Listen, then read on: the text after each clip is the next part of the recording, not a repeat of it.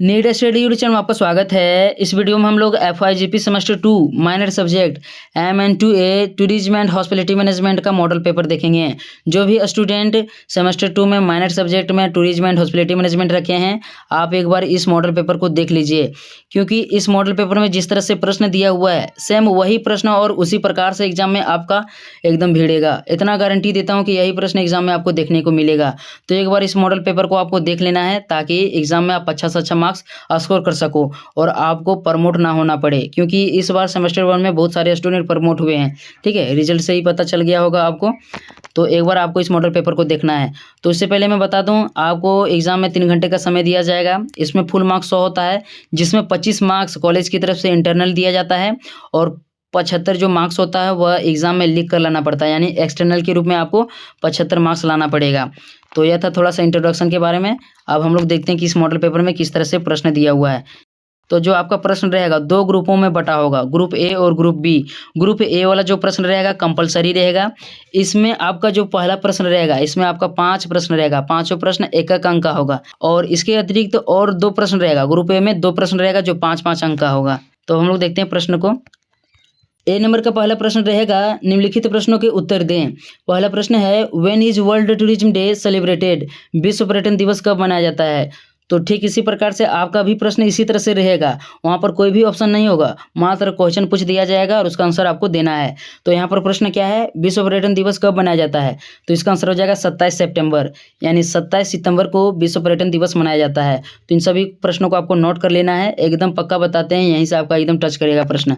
दूसरा प्रश्न है, who is the father of tourism industry? पर्यटन उद्योग का जनक किसे कहा जाता है? तो इसका आंसर हो जाएगा थॉमस कुक को।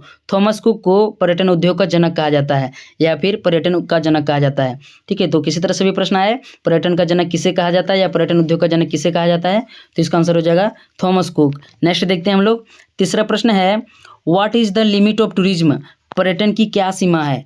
तो पर्यटन की क्या सीमा है, यानी किन स्तर पर पर्यटन होता है? तो पर्यटन वैश्विक स्तर पर होता है, यानी जो इसकी सीमा होता है राष्ट्रीय और अंतर्राष्ट्रीय दोनों होता है। तो इसका आंसर हो जाएगा राष्ट्रीय और अंतर्राष्ट्रीय दोनों। ठीक है, नेक्स्ट देखते हैं हम लोग। डी नंबर का प्रश्न है, what is called the tourist who comes to India from any other country? किसी अन्य देश से भारत आने वाले पर्यटक को कौन सा पर्यटक कहा जाता है?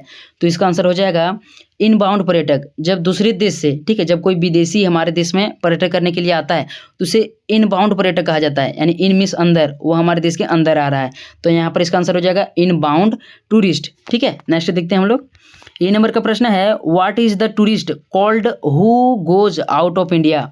बढ़िया से इसको समझना है, भारत से बाहर जाने वाले पर्यटक को कौन सा पर्यटक कहा जाता है? यानी कि जब कोई भारतीय भारत से बाहर दूसरे देशों पर पर्यटन करने के लिए जाएगा तो वह भारत के लिए आउटबाउंड टूरिस्ट कहलाएगा। क्या कहलाएगा? Outbound tourist. तो इसका आंसर हो जाएगा आउटबाउंड पर्यटक। ठीक है, या आउटबाउंड टूरिस्ट।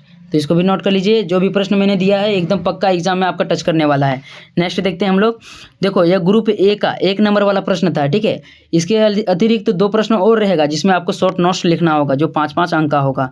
तो अगला प्रश्न क्या है, right short notes on the flowing, यानी निम्नलिखित पर संक्षिप्त टिप्पणी लिखें। इसी प्रकार से सेम आपके एग्जाम में प्रश्न रहेगा। पहला प्रश्न क्या है, tourism as a service industry, सेवा उद्योग के रूप में पर्यटन। तो सेवा उद्योग के रूप में पर्यटन किस प्रकार से कार्य कर रहा है या सेवा उद्योग के रूप में पर्यटन का क्या महत्व है, इसको बारे में आपको देख लेना है। एकदम सेम इन सभी प्रश्नों को एकदम आप लिख करके प्रैक्टिस कर लीजिए, कहीं यही प्रश्न ना आ जाए।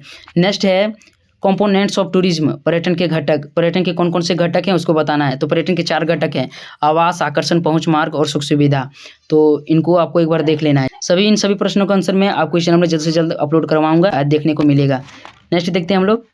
अब हम लोग ग्रुप बी को देखते हैं। तो ग्रुप बी में आपका लॉन्ग आंसर टाइप क्वेश्चन रहेगा, यानी यहाँ से आपका दीर्घोत्तरीय प्रश्न स्टार्ट हो जाएगा।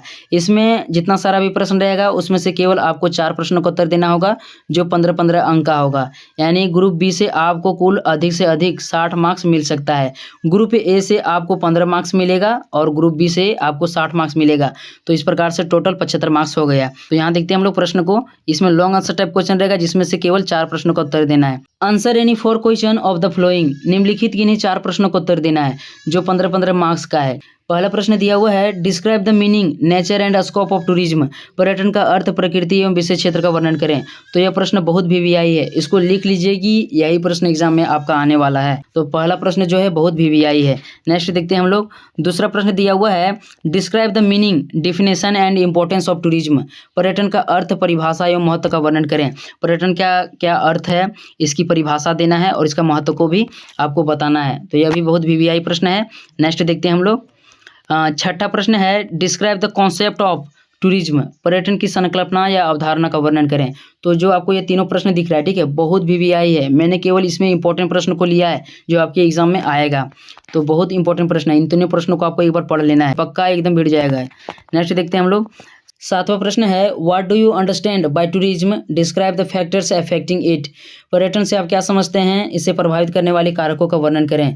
तो यह प्रश्न बहुत वीवीआई है, एकदम यही प्रश्न छपने वाले हैं आपके एग्जाम में। तो इसको एकदम इसको पढ़ लेना अच्छी तरह से, ताकि एग्जाम में प्रश्न ना छूटे।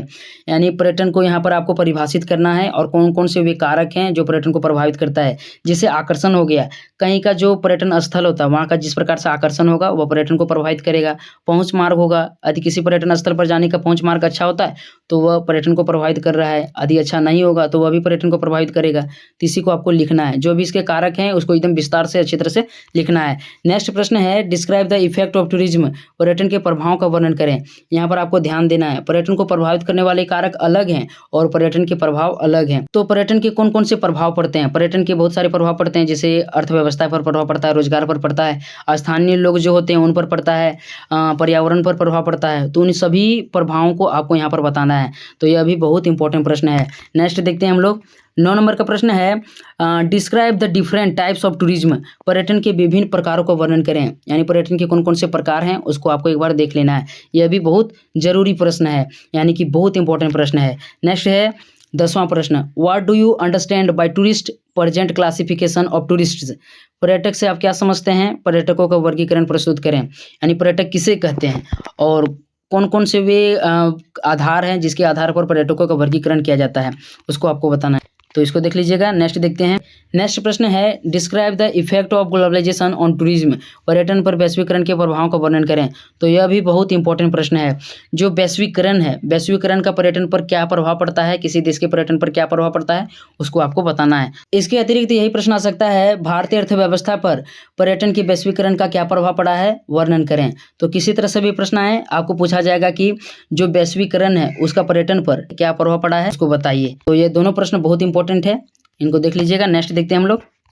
12 नंबर का प्रश्न है explain the concept of tourist place. पर्यटन स्थल की अवधारणा की व्याख्या करें। यानी किस आधार पर पर्यटन स्थल को परिभाषित किया जाता है, उसकी क्या अवधारणा है, उसको बताना है। 13 नंबर का प्रश्न है describe the concept of sustainable tourism. सतत पर्यटन की अवधारणा का वर्णन करें।